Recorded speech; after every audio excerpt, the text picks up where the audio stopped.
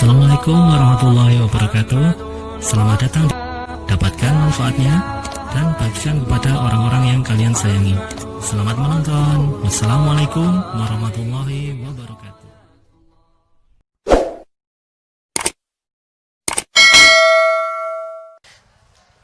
Ibu kenapa beriman? Karena punya akal. Baik. Karena itu hewan tidak beriman. Karena tidak punya akal. Kenapa kita mesti beriman? Mungkin sebagian besar sudah disampaikan Ustaz Felix. Karena ternyata Allah menjanjikan 5 hal dalam Al-Quran bagi orang yang memiliki iman. Jadi kita harus punya jawaban ketika ditanya kenapa mesti beriman. Karena memang orang beriman saja yang dijanjikan oleh Allah untuk mendapatkan 5 keistimewaan yang tidak ditemukan pada orang yang tidak beriman. Tapi kalau sampai siang hari ini kita beriman tidak menemukan 5 hal ini, berarti ada yang perlu disempurnakan dari keimanan kita. Dan ini menjadi PR Ustaz Felix nanti untuk bisa memberikan pesan ini kepada ibu sekalian. 1, Allah berjanji dalam Al-Quran, orang beriman itu pasti akan diberikan ketenangan dalam jiwanya. Itu ada di Quran surah ke-48 ayat yang keempat. Huwallazi anzala as-sakinata fi qulubil mu'minin. Dialah Allah yang menjamin akan menurunkan sakinah, ketenangan dalam setiap jiwa orang-orang beriman. Ibu, orang nyari sakinah itu kadang harus berumah tangga dulu. Makanya ayat rumah tangga itu diantara tujuannya untuk dapat sakinah. Quran surah 30 ayat 21.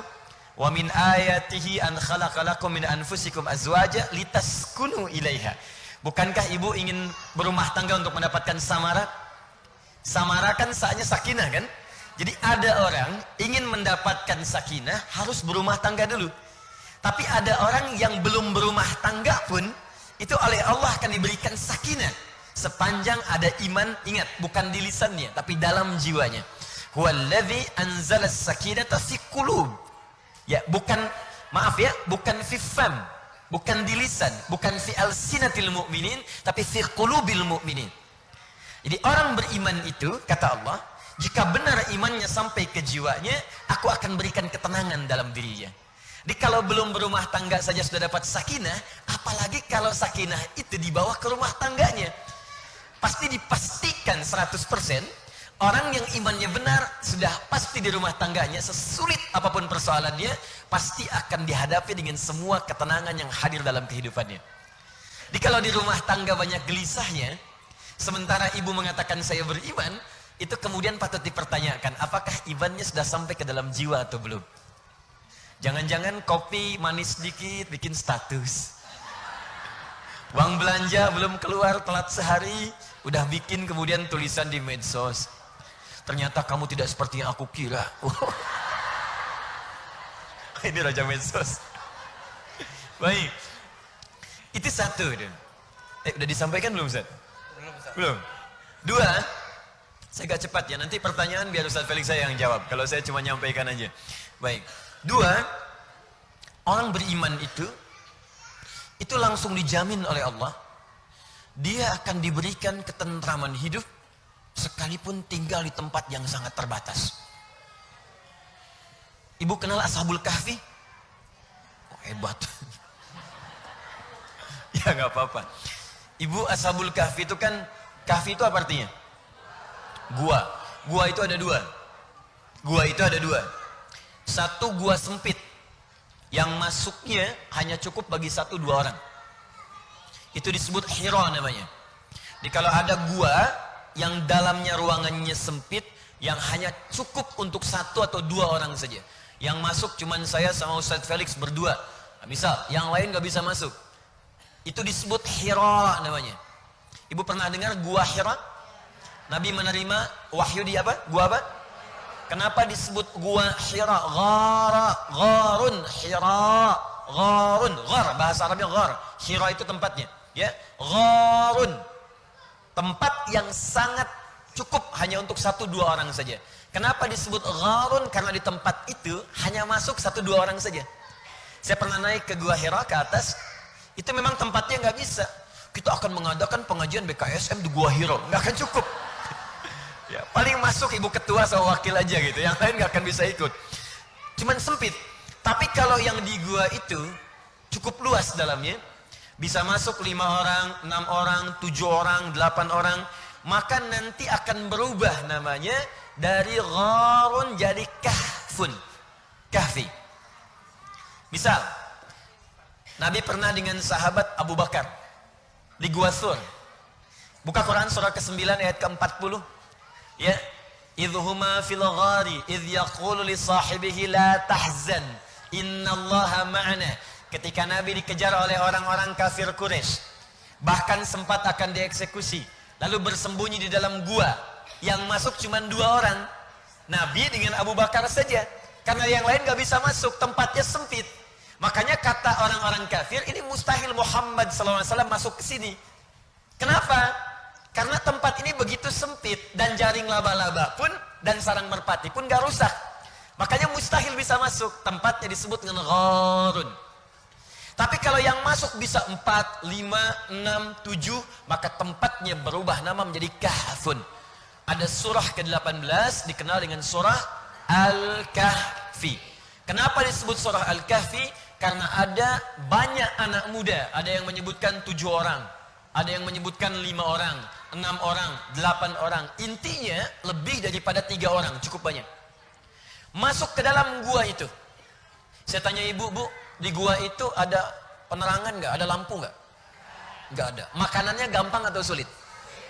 Kira-kira tempat tidurnya kalau di gua empuk atau keras? Secara singkat, enak atau tidak tinggal di gua? Tidak. Tapi kok bisa mereka bisa tinggal 309 tahun? Baik. Tidurnya enak, nyaman, tidak ada yang ganggu. Saking gak ada yang ganggunya, 309 tahun tidur itu nyaman. Miring, bahasa Qurannya miring kanan enak, miring kiri enak. Makannya gak usah nyari, tiba-tiba langsung kenyang. Ya, kemudian matahari itu selalu terbit terbenam di setiap penghujung gua. Jadi dalamnya itu gak pernah gelap sempurna. Terang, remang, enak, tidurnya nikmat sekali. Apa rahasia? Tinggal di gua pun bisa nikmat sampai ratusan tahun. Apa rahasianya? Rahasianya ada di surah gua Al-Kahfi ayat ke-13. Perhatikan kalimatnya. Quran surah 18 ayat 13, posisi paling kiri di pertengahan. Perhatikan ayatnya. Saya agak cepat. Nahnu naqussu alaika naba'ahum bil haq. Saya akan kisahkan, kata Allah, kisah para pemuda yang tinggal di gua untuk berlindung dengan sebenar-benarnya. Bagaimana mereka bisa tinggal di gua dengan nyaman ratusan tahun? Perhatikan baik-baik kalimatnya. Dan di sini poinnya. Innahum amanu bi rabbihim. Karena mereka punya iman yang sangat kuat dalam jiwanya kepada Allah Subhanahu wa taala. Wa zidnahum huda. Dan dengan keimanan itulah kemudian mereka diberikan semua kemudahan dalam kehidupannya. Jadi bu, kata Al-Quran tuh begini, kalau iman itu kuat dalam jiwa, maka tinggal di tempat sederhana pun, hidup terbatas pun, itu akan nikmat. Saking dahsyatnya kaget tuh benda bunyi boom gitu. Gitu. Jadi kalau iman itu kuat dalam jiwa, nggak ada istilahnya terbatas. Tinggal di tempat yang sempit pun, suasana terbatas pun itu akan terasa nikmat. Makan tempe pun nikmat. Ada garam pun nikmat. Jalan kaki pun nikmat. Tapi kalau imannya nggak kuat, ibu punya pesawat terbang pun itu selalu gelisah dalam kehidupan. Istana semewah apapun, kalau ketenangan, keimanan nggak ada dalam jiwa, itu otomatis hidupnya akan penuh kegelisahan. Nih kalau ibu mau tahu nih sederhananya begini, ibu pilih mana? Ingat ya, nggak ada pilihan ketiga dan jangan maksa. Maksa saya keluar sekarang. Lihat sini, kaya tapi gelisah atau miskin tapi tenang, pilih mana? Terus saya bilang, pasti pilih yang ketiga.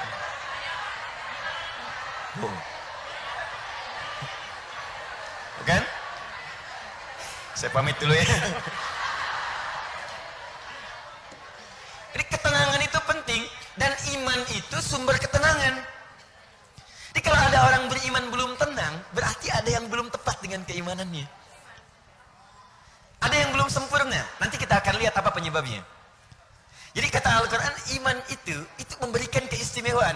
Ali bin Abi Thalib, Bu, ibu kalau misalnya ke Istanbul, itu nanti ada sebuah museum. Sangat terkenal sekali. Ustaz Felix sering ke sana. Ustaznya, ada peninggalan Ali bin Abi Thalib kan? Dengan Fatimah Az-Zahra. Bu, itu bajunya gak sebagus ibu sekarang. Seragam. Mudah-mudahan masuk surganya juga seragam gitu kan. Ini pertimbangannya matang Ustaz pakai seragam begini. Kadang istihara dulu.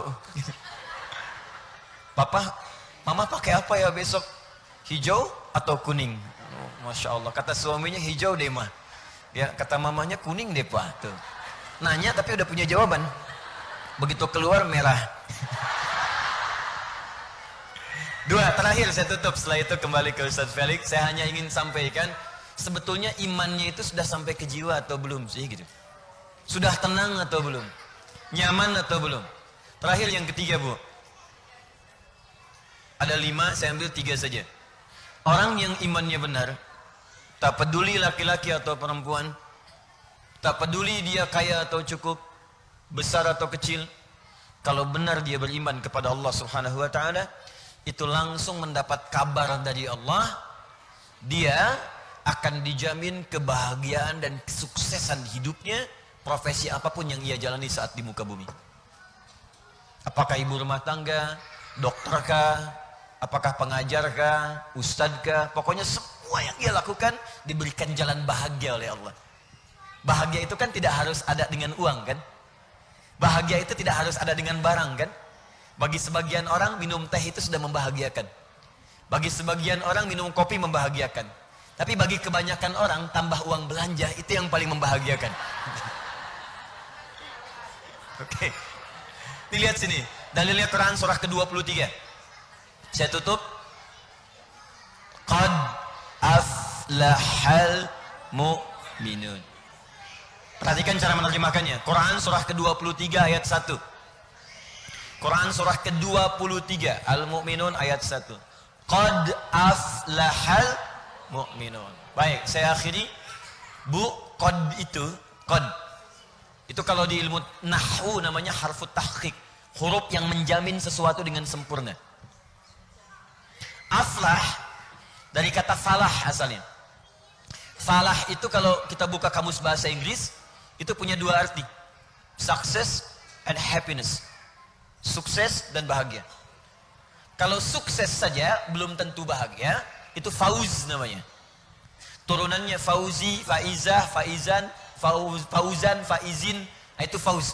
Disebutkan turunannya 29 kali dalam Al-Quran. Jadi kalau ada yang namanya ibu faizah, itu ibu yang diharapkan sukses dalam hidupnya. Ya, walaupun belum tentu bahagia. Ya, itu fauz. Ada yang bahagia. Kalau bahagia saja belum tentu sukses. Itu farah namanya, farihah. Perempuannya farah. Laki-lakinya Farhan, Muhammad Farhan. Ya, Farah misalnya kan. Itu artinya orang yang diharapkan bahagia dalam hidupnya. Walaupun belum tentu sukses. Tapi kalau Anda gabungkan bahagia dengan sukses, maka disebut falah namanya. Falahun. Falahun.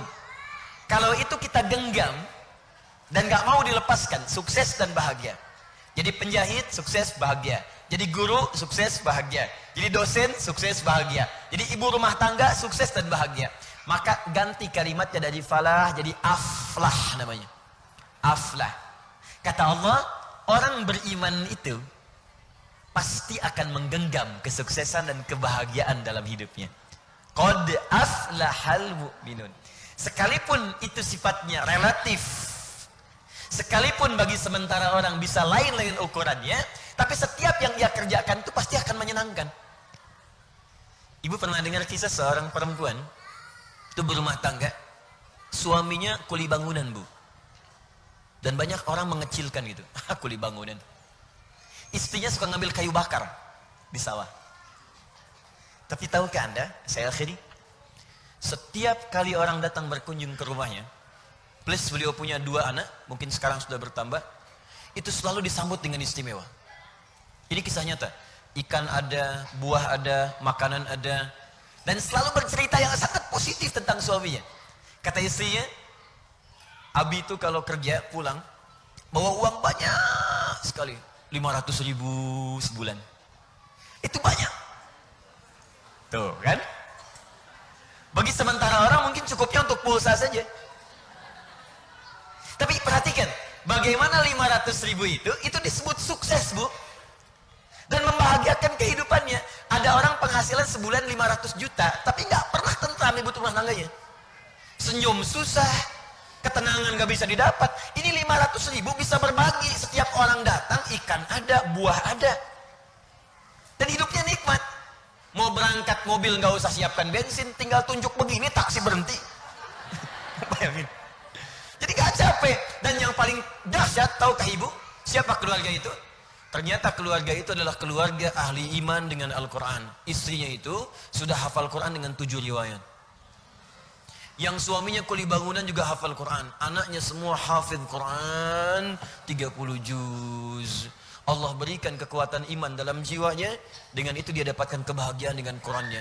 Dunia itu kecil kata dia, 500.000 aja. Itu sudah memberikan kebahagiaan kalau iman kita kuat di hadapan Allah Subhanahu wa ta'ala. Maka itu yang ingin saya sampaikan. Jika imannya belum sampai mengantarkan pada apa yang dijanjikan tadi, maka apa penyebabnya? Itu besok malam Jumat kita jawab nanti. Silakan Ustaz.